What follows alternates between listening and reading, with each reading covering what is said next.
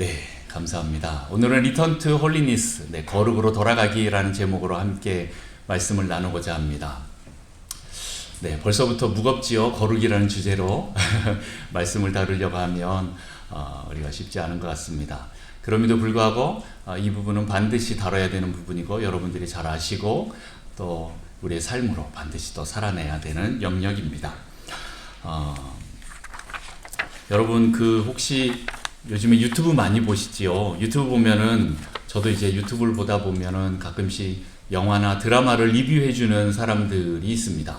한 2시간짜리 영화를 한 10분 만에 이렇게 요약을 해서 이렇게 알려주는, 리뷰해주는 유튜버들이 있는데 거기에 이제 제목에 보면 스포주의, 결말 포함 이런 게 쓰여 있는 거 혹시 보셨나요? 가선아, 그거 본 적 있니? 그게 무슨 뜻일까? 스포주의. 여러분 그게 무슨 말인지 아세요? 네. 이미 내가 리뷰를 하는데 결말을 얘기했다라는 거예요. 그래서 결말을 알고 싶지 않은 사람은 보지 마세요. 이런 뜻입니다. 미리 내가 이런 것들을 좀 알려놨으니까, 이런 걸 포함하고 있으니까 조심하세요. 라고 얘기를 합니다. 영화나 드라마의 결말을 얘기해 주는 걸 우리는 스포일러 한다. 이렇게 얘기를 합니다. 결말을 포함해서 리뷰한다. 이렇게 얘기하는 거죠. 제가 하루는 이제 집에 딱 들어갔는데 거실에서 우리 아이들이 TV를 보는데 드라마를 보고 있는 거예요. 내가 저거 아는데 가서 옆에서 막 봤습니다. 보고 있는데 갑자기 제가 이런 말을 하기 시작하는, 우리 아이들이 드라마에 빠지고 있는데 제가 야야야야, 쟤 범인 아니야. 범인 딴 사람이야. 이렇게 얘기하면 어떨까요? 갑자기 기임이 빠집니다. 그러고 있는데 갑자기 막 주인공이 막 죽으려고 그래요. 근데 야야야, 걱정하지 마. 주인공 안 죽어. 그러면 어떻게 될까요? 네, 아버지라도 몰매를 때리려고 하겠지요. 아빠는 하면서 빨리 방에 들어가라고, 새벽기도 준비하라고, 네, 그렇게 하면서 저를 쫓아낼 겁니다. 결론을 미리 말해주면 재미가 없습니다. 흥미가 완전히 반감이 됩니다. 영화 감독이 지금 어떤 결말을 향해서 계속적으로 이 과정들을 만들어가고 있는데, 보여주고 있는데 누군가 결말을 알게 된다면 그게 얼마나 허무하고 힘이 빠질까요? 네, 저처럼 이제 몰매 맞을 수도 있으니까 이게 조심하셔야 됩니다. 자, 근데 영화나 드라마는 이렇게 결론을 말해주는 걸 싫어하는데, 그러나 우리 인생, 우리의 나중은 알고 싶어하는 것이 인간입니다. 왜 그럴까요? 내 인생 앞으로 어떻게 되지? 나는 성공할까 아니면 망한 인생을 살까? 나의 끝은 어떨까? 이런 거에 대한 고민이 굉장히 많습니다. 이런 우리의 앞날을 알고 싶어 합니다. 왜 그렇습니까? 네, 지금 상황이 너무 고통스럽기 때문에 그렇습니다. 앞이 캄캄하고 터널이 끝날 것 같지 않고 계속 그냥 이대로 끝나버릴 것 같은, 망해버릴 것 같은 그런 두려움이 있기 때문에 그렇습니다. 내가 다음 스텝을 위해서 어디로 한 발을 떼야 될지 이런 것들을 몰라서 그렇습니다. 여러분, 우리의 인생의 끝을 알면 쉬울까요? 어려울까요? 네, 이제 또 고민이 되시죠? 네, 끝을 알면 재미가 없습니다만은 제가 아니라 성경이 이미 우리의 인생을 스포해놨습니다. 결말을 말해놨습니다. 그런데 많은 사람들이 이걸 모릅니다. 아니요, 믿지 않습니다. 잘 못 믿는 거죠. 그러니 인생이 어려운 겁니다. 여러분, 끝을 알면 쉽습니다. 우리는 이미 알고 있습니다. 특히 이제 끝을 알면 처음이 더 쉽습니다. 이 길은 반드시 성공하는 길이야. 그러면 첫 발을 내딛는 게 쉬운데 많은 사람들이 이걸 내딛어야 될지 말지 엄청 고민이 되는 이유가 뭡니까? 이대로 가면 끝이 어떻게 될지 불안하기 때문에 그렇습니다. 몰라서 그렇습니다. 끝을 알면 처음 출발하는 것, 도전하는 것 쉽습니다. 그러나 모르면 어렵다라는 거죠. 우리는 성경을 알 때 어떻게 알아야 됩니까? 처음부터 끝까지 다 알아야 하는 이유가 실은 여기에 있다라는 겁니다. 여러분, 신앙생활은 내가 싫어하는 것을 빼놓고 믿을 수는 없습니다.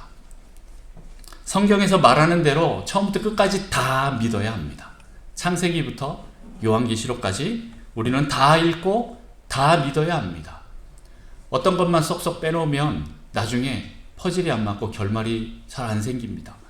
유추가 안 됩니다. 그래서 우리 어떻게 되는데? 나는 어떻게 되는데? 이렇게 됩니다. 여러분 잘 모르겠다면 여러분 창세기부터 요한계시록까지 한번 쭉 다 읽어보시는데 너무 어렵잖아요. 우리는 맨날 연초에 창세기만 열심히 읽었지 계시록은 못 읽잖아요. 언제 우리 계시록 읽죠? 창세기는 수십 번 읽은 것 같은데 계시록은 아직 몇 번 못 읽어본 것 같고, 네, 우리는 이렇게 시간이 없지만 그래도 여러분 안 되면 창세기를 읽고 그 다음에 바로 계시록을 한번 읽어보십시오. 그러면 이 창세기와 계시록이 굉장히 유사한 게 많다라는 걸 깨닫게 됩니다. 왜 계시록에서 이런 말을 하지? 그러는데 실은 알고 보면 창세기에 이미 얘기했던 것들이 거기서도 얘기하고 있습니다. 반복되는 게 보여요. 무슨 말입니까? 여러분, 창조가 있으면 종말이 있습니다. 초림이 있으면 재림이 있다라는 겁니다. 성경은 예수로 시작해서 예수로 끝이 난다라는 것을 알면 여러분 쉽습니다. 성경 너무 어려워. 이거 언제 다 봐. 그런데 예수님의 그 이름을 하나 딱 붙잡고 처음부터 끝까지 한번 쭉 보십시오. 그러면 성자 예수님이 어떻게 역사하셨는지 이런 것들이 보이게 됩니다. 우리의 구원은요, 하나님께서 시작하셔서 하나님이 끝내신다라는 걸 알면 쉽습니다. 우리의 성화의 과정, 성화의 작업, 이것도 성령으로 시작해서 성령님이 끝내신다라는 걸 알면 쉽습니다. 여러분, 우리 모두 실은 다 종말을 향해서 달려가고 있습니다. 이 종말은 두 가지 의미가 있다라고 제가 전에 말씀드렸죠. 첫 번째 뭡니까? 인류 역사의 종말, 세상의 종말을 말합니다. 이것은 예수님이 재림을 의미하는 거죠. 두 번째 종말이 있습니다. 뭐지요? 개인의 종말이라는 거죠. 우리가 종말하면 요 종말을 좀 생각을 못해요. 개인의 종말은 뭐지요? 네, 죽습니다. 죽음입니다. 우리는 이 둘 다를 향해 달려가고 있습니다. 그런데 문제는 그때를 아무도 모른다라는 거죠. 데살로니가 전서 5장 1절부터 3절까지 말씀을 한번 보겠습니다. 데살로니가 전서 5장 1절부터 3절까지 교독합니다. 형제들아, 때와 시기에 관하여는 너에게 쓸 것이 없음은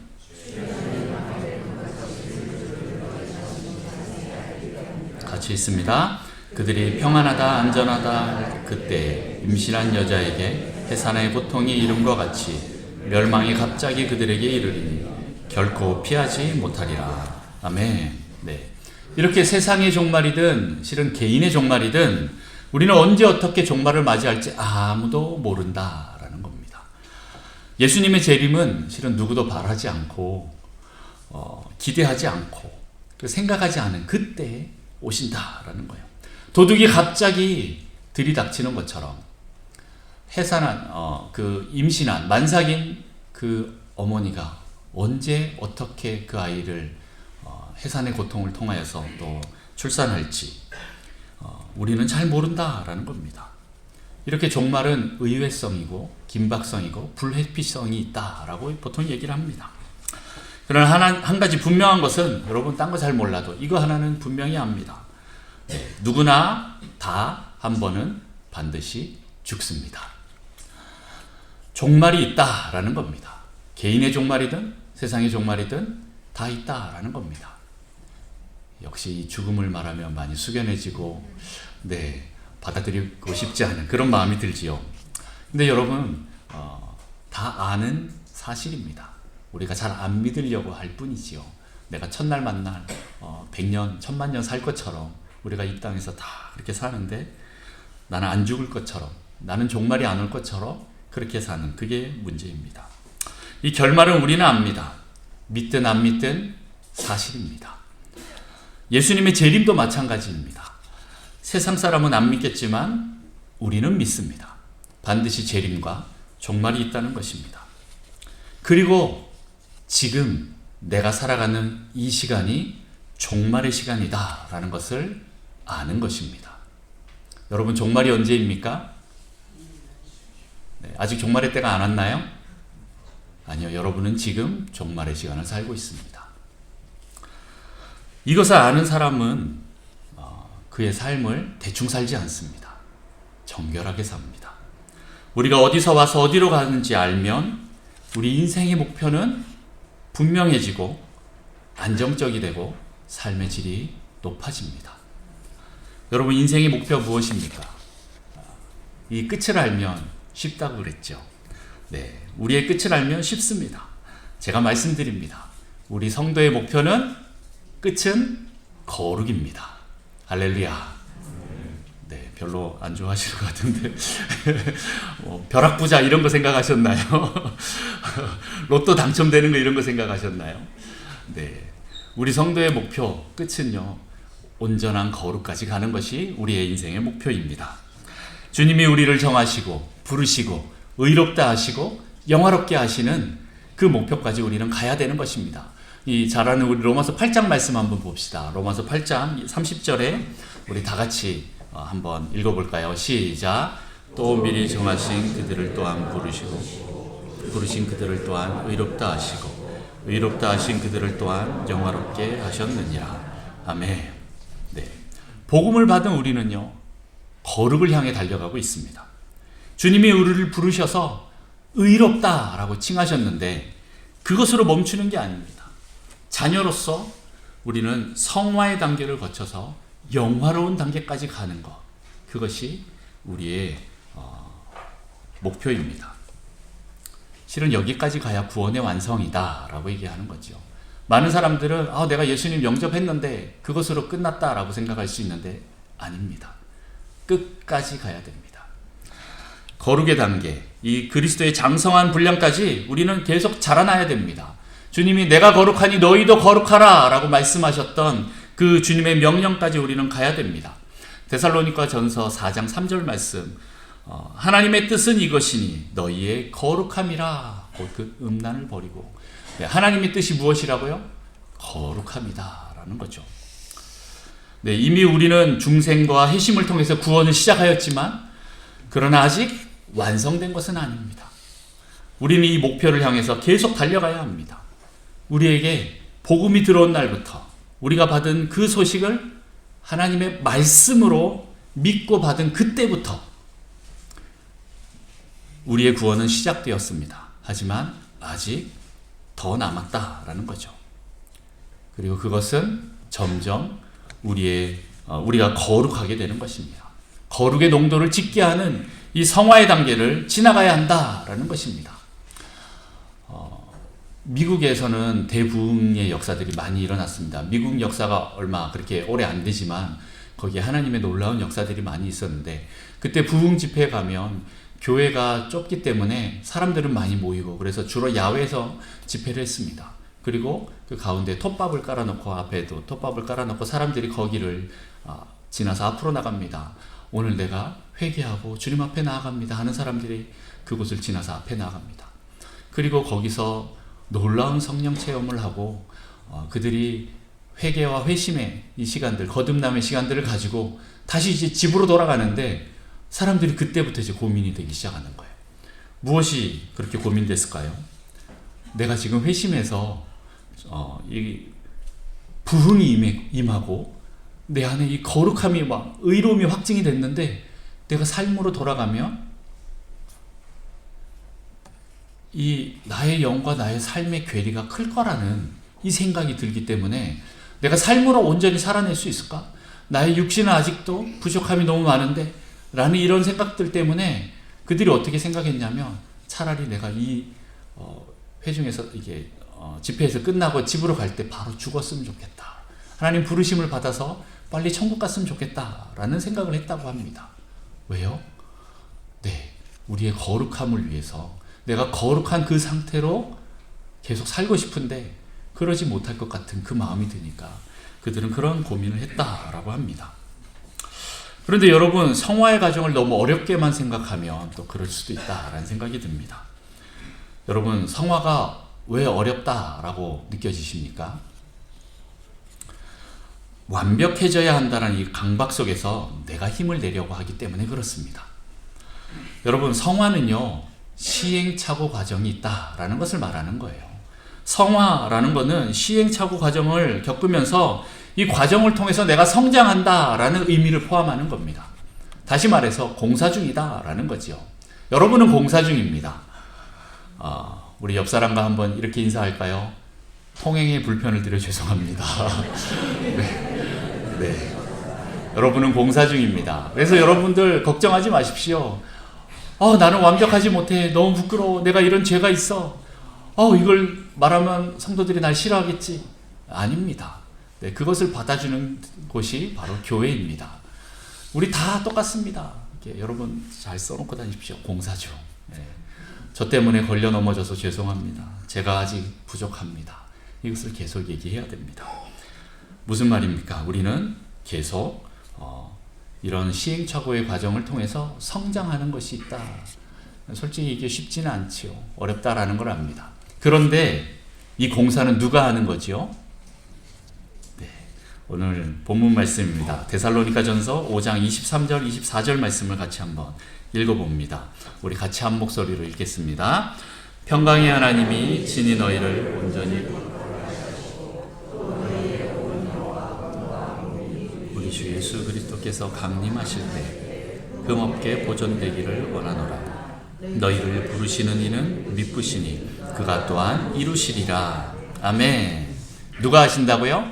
평강의 하나님이 하십니다. 그분이 우리를 부르셨고 그분이 미쁘시니, 신실하시니 그분이 또한 이루십니다. 할렐루야. 나의 거룩은 누가 만듭니까? 하나님이 만드신다라는 거죠. 오늘 여기 말씀 보면 평강의 하나님이 친히 너희를 온전히 거룩하게 하시고 너희를 온전히 거룩하게 하신다라는 말, 이 온전하다라는 말을 헬라어로 보면 어떤 의미가 있냐면 완벽하게 끝까지라는 의미가 같이 포함되어 있다라는 거예요. 무슨 뜻입니까? 거룩하지 않은 부분이 하나도 없이 끝까지 완벽하게 이루시기를 간절히 바란다라고 오늘 사도 바울이 기도하고 있는 거예요. 하나님이 그렇게 하실 것이다 라는 거죠. 거룩하지 않은 부분이 하나도 없이 끝까지 완벽하게 이루실 분이 하나님이시다. 다시 말해서 우리 하나님께서 나를 거룩하게 만들어 가실 강한 의지를 말하고 있는 겁니다. 나보다 더 하나님께서 내가 거룩하게 되기를 원하신다라는 거예요. 그분이 만들어 가실 것입니다. 에베소서 1장 4절 5절 말씀 우리 다 같이 한번 또 읽어봅니다. 시작. 곧 창세전에 그리스도 안에서 우리를 택하사 거룩하고 흠이 없게 하시려 그 기쁘신 뜻대로 우리를 예정하사 예수 그리스도로 말미암아 자기 아들들이 되게 하셨으니 아멘. 네.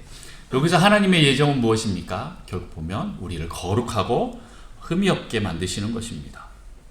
실은 예정이 다른 뜻이 아닙니다. 여러분들 예정하면 또 잘못 생각하셔서 야, 내가 구원받니 안 받니, 내가 정해졌니, 뭐 이런 거를 이제 미리 정했다 안 정했다 막 이런 걸로 싸우고 이럴 필요가 없습니다. 그게 아니라 하나님께서 그의 자녀로 택하신 자는 반드시 거룩하고 흠이 없게 그런 존재로 만드실 것이다 라는 하나님의 그런 강한 의지를 예정이라고 표현하고 계신 것입니다. 그러니 우리는 우리의 종말, 개인의 죽음, 또한 세상의 종말, 또 예수님의 이 재림 사건, 이 마지막, 이게 실은 두려운 게 아니에요. 이건 기쁨이 되는 그 사건입니다. 여러분 걱정하지 마십시오. 내 힘을 빼고 하나님께 온전히 붙어 있기만 하십시오. 이것이 거룩입니다. 온전히 하나님을 의지하는 것, 내 힘, 내 노력으로는 안 된다는 것을 인정하고 하나님이 하시도록 열어놓고 제한하지 않는 것. 그러면 하나님이 하신다는 것, 이것을 믿는 것이 거룩입니다. 그리고 그렇게 거룩을 믿는 자, 여러분 그렇게 거룩을 믿는 자들은 예수님의 재림, 강림하심도 믿습니다. 이렇게 주님이 강림하실 때 우리 데살로니가 전서 4장 13절에서 18절 말씀을 같이 한번 교독합니다. 13절부터 18절까지 교독합니다. 형제들아, 자는 자들에 관하여는 너희가 알지 못함을 우리가 원하지 아니하노니 이는 소망 없는 다른 이와 같이 슬퍼하지 않게 하려 함이라.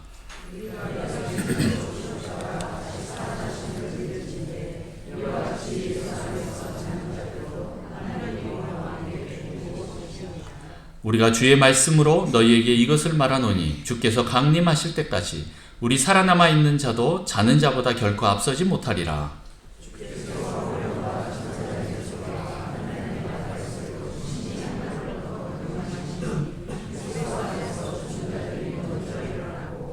그 후에 우리 살아남은 자들도 그들과 함께 구름 속으로 끌어올려 공중에서 주를 영접하게 하시리니 그리하여 우리가 항상 주와 함께 있으리라. 그러므로 이러한 말로 서로 위로하라. 아멘.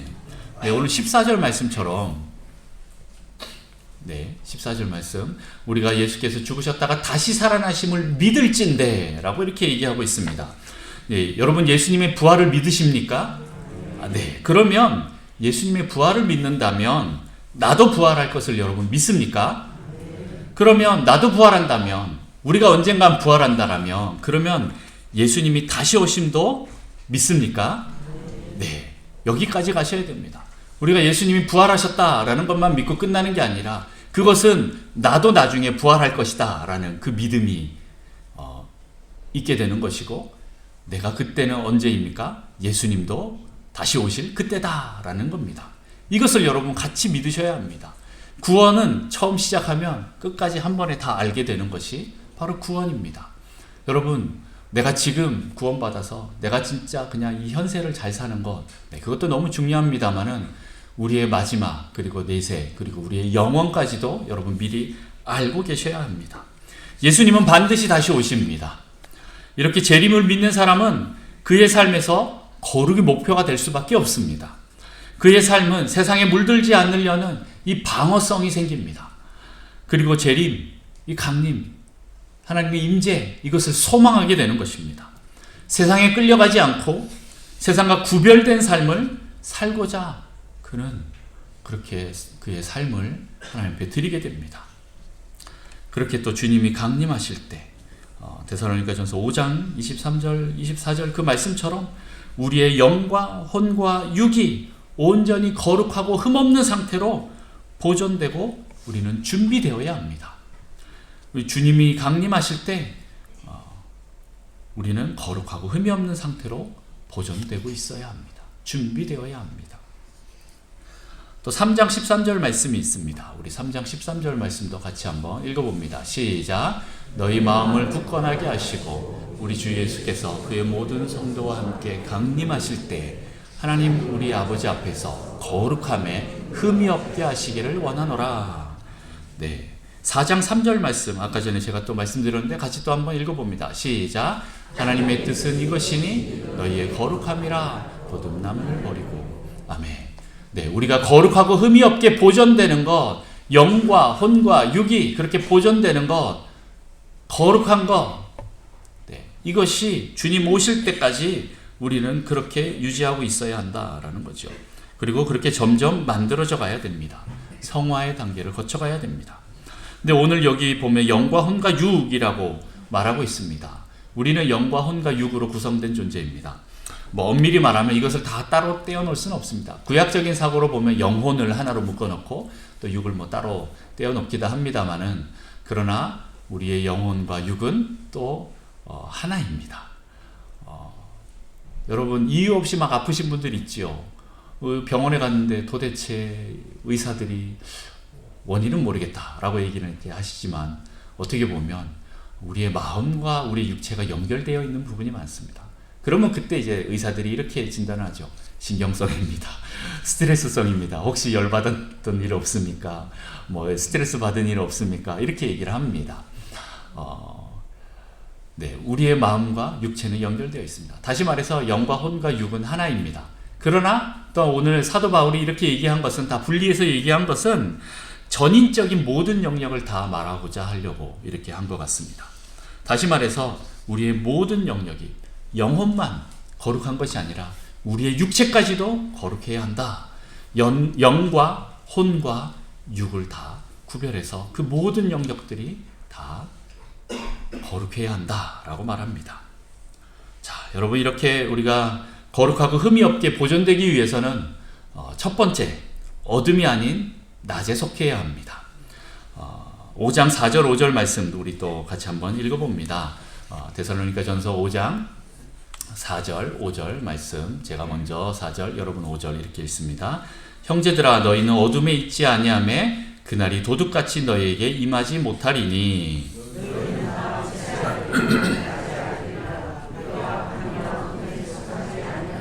아멘. 네, 우리가 어둠에 있지 않고 낮에 속하면 일어나는 일이 있습니다. 그것은 무엇입니까?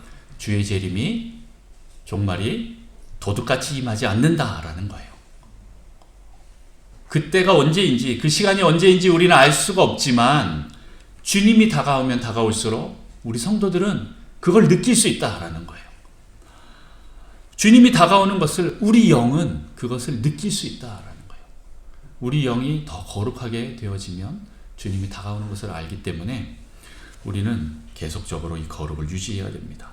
마치 신랑이 밤중에 언제 올지 알 수는 없지만, 정확히 몇 시에 오신다 이런 건 알 수 없지만 신부는 직감적으로 압니다. 아, 신랑이 온다 라는 걸 압니다. 그래서 준비하고 있게 됩니다. 슬기로운 처녀들처럼, 미련한 처녀가 아니라 슬기로운 처녀처럼 그 신랑을 준비하게 됩니다. 어둠이 아닌 낮에 속하게 되면 이렇게 거룩하고 흠이 없게 자기를 보존하게 되고, 거룩한 자들은 점점 주님이 다가오심을 알게 돼서 준비하게 되는 거예요. 그래서 그런 사람들은 도둑처럼 예수님의 재림을 맞이하지 않습니다. 예수님 재림하실 때 아이고 주님 좀 더 있다 오시지 이렇게 말하지 않고 아멘 마라나타, 아멘 주 예수여 어서 오시옵소서 하고 우린 두 손을 들고 나가게 될 것입니다. 여러분 항상 깨어서 준비하시기를 축복합니다. 거룩하고 흠이 없게 보존되기 위해서 두 번째는 정신을 차려야 합니다. 6절, 7절, 8절 상반절까지 한번 보겠습니다. 제가 6절, 여러분이 7절 읽습니다.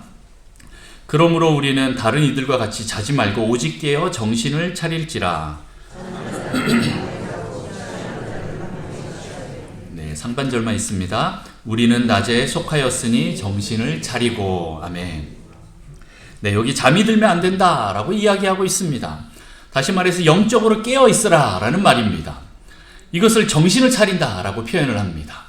영적으로 깨어 있어야 우리는 거룩하고 흠이 없게 보존될 수가 있는 거죠. 네, 어둠 속에 들어가서 잠을 자고 있으면 거룩과 상관없는 인생을 살게 됩니다. 여러분, 낮에 속하십시오. 깨어 있으십시오. 그러면 우리는 거룩한 삶이 무엇인지 알고 그렇게 나아가려고 합니다. 세상과 점점 구별된 삶을 살게 될 것입니다. 세 번째는 무엇입니까? 믿음과 사랑의 오심경, 구원의 소망의 투구를 써야 한다라고 나와 있죠. 8절 하반절 나머지를 우리 같이 한번 읽어봅니다. 시작. 믿음과 사랑의 오심경을 붙이고 쓰자. 아멘. 네. 여기서도 사도 바울은 또 믿음, 소망, 사랑을 이야기합니다. 믿음, 소망, 사랑으로 전신갑주를 입어라 라고 이렇게 얘기하고 있는데, 여러분 지난번에 제가 말씀드렸다시피 여러분 다 알고 계시다시피 데살로니가 교인들은 이미 이것을 장착하고 있었습니다. 어떻게 말하고 있죠? 믿음의 역사, 사랑의 수고, 소망의 인내. 네, 1장 할 때 여러분 기억나십니까? 믿음의 역사, 사랑의 수고, 소망의 인내. 이것을 이미 장착하고 있습니다. 이제 우리 북성실교회만 장착하면 됩니다. 네, 데살로니가 교인들은 이미 장착했지만 혹시 아직 내가 뭐 하나 빠졌다 하신 분, 네, 이제 기억하시고 믿음, 소망, 사랑을 장착하시면 되겠습니다. 자, 이렇게 하나님이 우리가 낮에 속하여 깨어 있고 정신을 차리고 전신갑주를 입으라 라고 하는 이유가 무엇입니까? 우리 9절, 10절까지 한번 같이 한 목소리로 읽어봅니다. 9절, 10절 시작. 하나님이 우리를 세우심을 구하심을 오직 우리 주 예수 그리스도로 말미암아 구원을 받게 하심이라. 예수께서 우리를 위하여 죽으사 우리로 하여금 깨어있든지 자든지 자기와 함께 살게 하려 하시느니라. 아멘. 무엇 때문에 이렇게 하신다고요? 구원을 받게 하시려고 그러신다라는 거죠. 자기와 함께 살게 하시기 위해서 그렇게 하신다라는 겁니다. 우리를 구원하기 위해서, 자기와 함께 살기 위해서 이렇게 하시는 것입니다. 그리고 하나님의 뜻이 또 나옵니다. 16절부터 나옵니다. 여러분 잘 아시는 말씀 16절, 17절, 18절 말씀은 우리 한 목소리로 같이 읽습니다. 시작. 항상 기뻐하라. 쉬지 말고 기도하라. 범사에 감사하라. 이것이 그리스도 예수 안에서 너희를 향하신 하나님의 뜻이니라. 아멘. 네, 여기 항상 쉬지 말고 범사에 라고 말하는 것은 어떤 의미입니까? 항상성을 의미하는 거예요. 일상을 거룩하게 하는 방법을 하나님이 말씀하고 있는데 그것이 무엇입니까? 기뻐하는 것, 기도하는 것, 감사하는 것이라고 말합니다. 이것을 항상 놓지 않는 것입니다.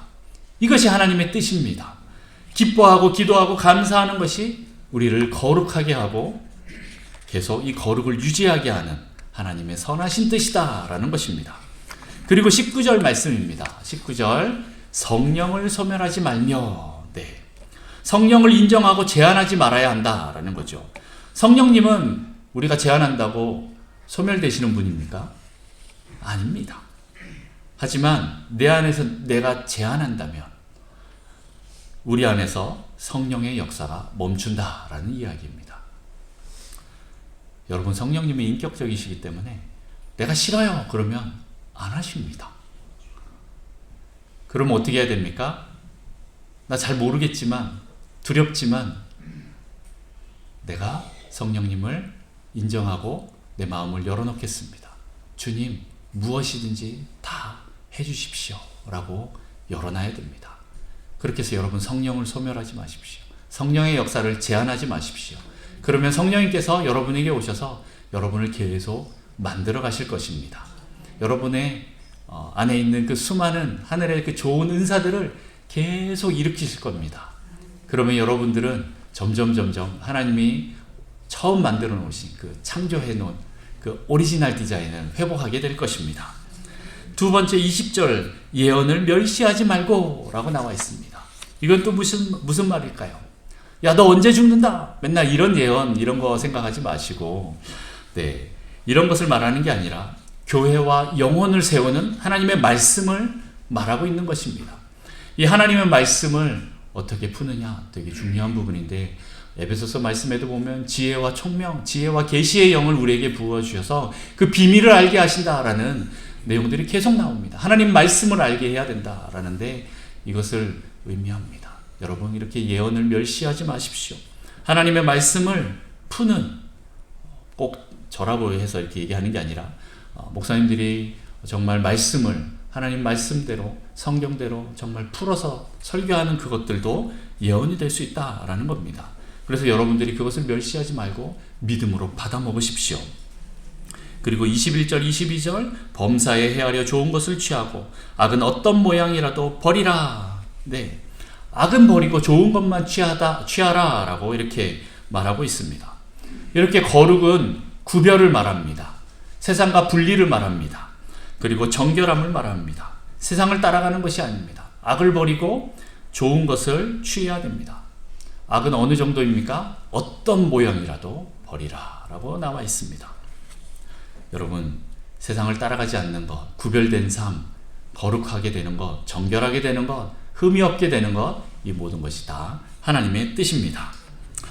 여러분, 부활과 재림을 믿는 자는 의로움의 확증, 구원의 확증으로 자신감 있게 사는 거룩한 자들입니다.